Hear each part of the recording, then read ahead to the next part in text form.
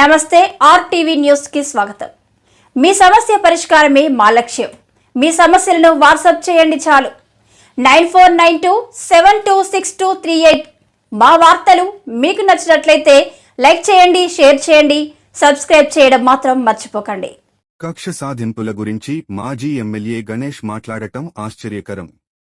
Janasena party Narsipatnam నియోజకవర్గ incharge Suryachandra కక్ష సాధింపుల గురించి నర్సీపట్నం మాజీ ఎమ్మెల్యే పెట్ల ఉమాశంకర్ గణేష్ మాట్లాడటం చాలా ఆశ్చర్యకరంగా ఉందని జనసేన పార్టీ నర్సీపట్నం నియోజకవర్గ in charge BC corporation state director Rajana Veera Suryachandra అన్నారు. మంగళవారం ఆయన మాట్లాడుతూ గత వైసీపీ హయాంలో తాను అనేక సమస్యలపై మాట్లాడితే తన ఇంటి వద్ద గల పందిరిని కూల్చేశారన్నారు. తనకు గల ఫ్యాక్టరీ వద్ద అల్లర్లు సృష్టించలేదా అని ప్రశ్నించారు. తాను గ్రామాల్లో పర్యటించినప్పుడు సమస్యలపై మాట్లాడితే ఆ గ్రామ మహిళలు, చిల్లర వ్యక్తుల చేత బూతులు తిట్టించారన్నారు.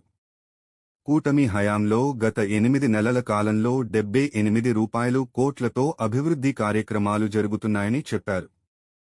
ఏళ్ల కాలం అభివృద్ధికి నోచుకోని రోడ్లు ప్రస్తుతం దాని రూపురేఖలు మారాయని అన్నారు. స్పీకర్ అయ్యన్న పాత్రుడు కక్ష సాధింపులు చేస్తున్నారని మాజీ ఎమ్మెల్యే ఇప్పుడు పగల్భాలు మాట్లాడటం విడ్డూరంగా ఉందన్నారు. గత 5 ఏళ్ల కాలంలో మమ్మల్ని అనేక విధాలుగా ఇబ్బందులు పెట్టారని, తనపై ఎన్నో తప్పుడు కేసులు పెట్టారని, కూటమి ప్రభుత్వం అధికారంలోకి వచ్చిన తర్వాత ఈ కేసులను కొట్టివేయడం జరిగిందని వివరించారు. మీ 5 ఏళ్ల పాలనలో నర్సీపట్నంలో ఏం అభివృద్ధి చేశారని చెప్పాలని ప్రశ్నించారు. ప్రజలను మభ్యపెట్టేందుకు చూస్తున్నారన్నారు. 5 ఏళ్ల పరిపాలనలో మీ నాయకులు, చిల్లర వ్యక్తులతో తిట్టించడం జరిగిందన్నారు.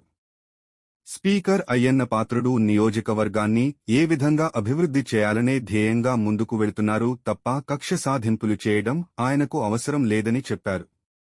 అభివృద్ధి కోసం మాట్లాడే అర్హత స్పీకర్ అయ్యన్న పాత్రుడును విమర్శించే స్థాయి మాజీ ఎమ్మెల్యే గణేష్కు లేదని, ఇప్పటికైనా చౌకబారు ఆరోపణలు మానుకోవాలని హితవు పలికారు. మనకి ప్రజలందరూ కూడా సంపూర్ణంగా మంచి మెజార్టీ ఇచ్చారు.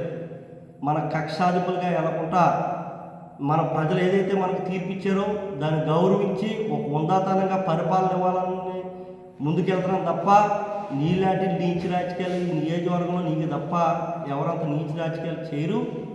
ఒకసారి నువ్వు ఆలోచించుకో. నువ్వు గత 5 ఏళ్ళలో మమ్మల్ని ఎన్ని ఇబ్బందులు పెట్టావో నీకు తెలుసు. నా మీద 5 తప్పుడు కేసులు పెట్టారు. నా దేవుడు పవన్ కళ్యాణ్ గారు అధికారంలోకి వచ్చిన వెంటనే నా మీద ఉన్న తప్పుడు కేసులన్నీ ఎత్తేసారు. ఆ రోజు నీకు గుర్తు రాలేదని చెప్పి నేను అడుగుతున్నాను ఈ ఎమ్మెల్యే, మాజీ ఎమ్మెల్యేని కూడా. ఇంకోటి అంటాడు, నర్సీపట్నంలో పూర్చే పని తప్ప మరి ఏ పని లేదంటున్నావు. నీ 5 ఏళ్ళు ఏం చేసావు? ఇక్కడ ప్రజలు తెలియదా? ప్రజలందరినీ నువ్వు మబ్బు పెట్టే విధంగా నువ్వు ప్రవర్తిస్తున్నావు తప్ప కనీసం అభివృద్ధి పనులు అన్నది ఎక్కడా కూడా కనీసం ఒక బిల్డింగ్ కట్టలేని పరిస్థితులు నువ్వు ఉన్నావు. మీ నాయకుల చేత తిట్టించావు తప్ప కనీసం 10 లక్షలు 20 లక్షలు కూడా తేలేని పరిస్థితులు నువ్వు ఉన్నావు. నా మీద నువ్వు ఎంత ఇబ్బంది పెట్టావో తెలీదా? నువ్వు ఎంతమంది మహిళల చేత నా చేత తిట్టించావో నీకు తెలీదా? నువ్వు తీసుకొచ్చావు ఆ సంస్కృతి. నర్సీపట్నం నియోజకవర్గంలో ఎప్పుడు కూడా కనీ విరిగిలేని రీతిలో నువ్వు 5 ఏళ్ళు పరిపాలన చేసింది కనీసం అభివృద్ధి పనులు పక్కన పెట్టి ప్రతి ఒక్కరిని కూడా అయ్యన్న పాత్రుడు గారిని నన్ను తిట్టే పని పెట్టుకున్నావు తప్ప కనీసం నీ దమ్ముంటే నేను పలానా శాశ్వత పని చేయించానని చెప్పు.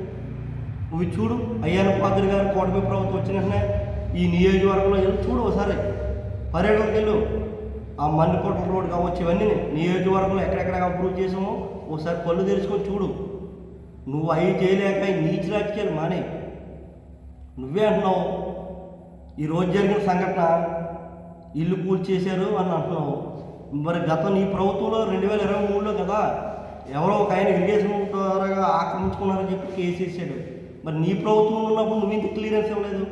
నువ్వు మాట్లాడు. అది తప్పుడుగా ఉంటే చట్టం ఫలితాన్ని ఎలాగ చేసుకుంటుంది. నేను తప్పు చేసినా కూడా చట్టం చేసుకుంటూ ఉంటుంది. నువ్వు అవన్నీ మానేసి ప్రజలందరినీ కూడా మబ్బు పెడతావు. ఏం జరిగిందో నిర్ధారణ చూపించు. గత నీ ప్రభుత్వంలో జరిగిందే కదా. ఇందులో అయ్యన్న పాత్రుడు గారికి ప్రమేయం ఉంది. ఆయన అభివృద్ధి పనుల మీద నియోజకవర్గంలో ఎలాగ అభివృద్ధి చేయాలనే ఆలోచన మీద మేము ముందుకెళ్తున్నాం తప్ప ఇలా కక్షాధిపులు మేము చేయవలసిన ప్రభుత్వం కాదు. మీ ప్రభుత్వంలాగానే మా ప్రభుత్వం అలా ఉండదు. మా ప్రభుత్వం ఒక ఉందాతనంగా ఎవరికి సమస్య వచ్చిందో ఎక్కడ ఏముందో దాన్ని సాల్వ్ చేసే విధంగా ముందుకెళ్ళాలని మేము చూసే ప్రభుత్వం తప్ప నీలాంటి చిల్లర రాజకీయాలు చేసే ప్రభుత్వం కాదు. నువ్వు కూడా అన్నావు కూటమి ప్రభుత్వం వచ్చిన వెంటనే ఏ అరాచకాలు చేస్తారని. ఈ అరాచకాలు నీకు తెలుసు. నువ్వు ఎంతమందిని ఇబ్బంది పెట్టావో, ఎంతమంది నువ్వు ఇబ్బందులు గురి చేసావో అది నీకు తెలుసు. చట్టం ఎవరినో వదలదో, పై భగవంతుడు ఉన్నాడు. ఇవాళ మమ్మల్ని ఎన్ని ఇబ్బందులు పెట్టావో నీకు తెలియదా?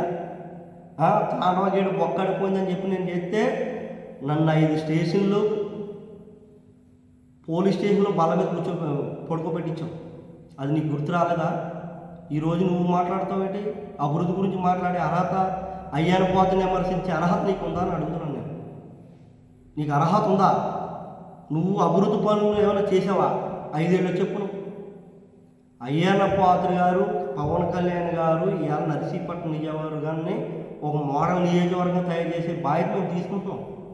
దానికి సహకరించు. అవసరమైతే నువ్వు ఇలాంటి చిల్లర రాజకీయాలు చేయకు.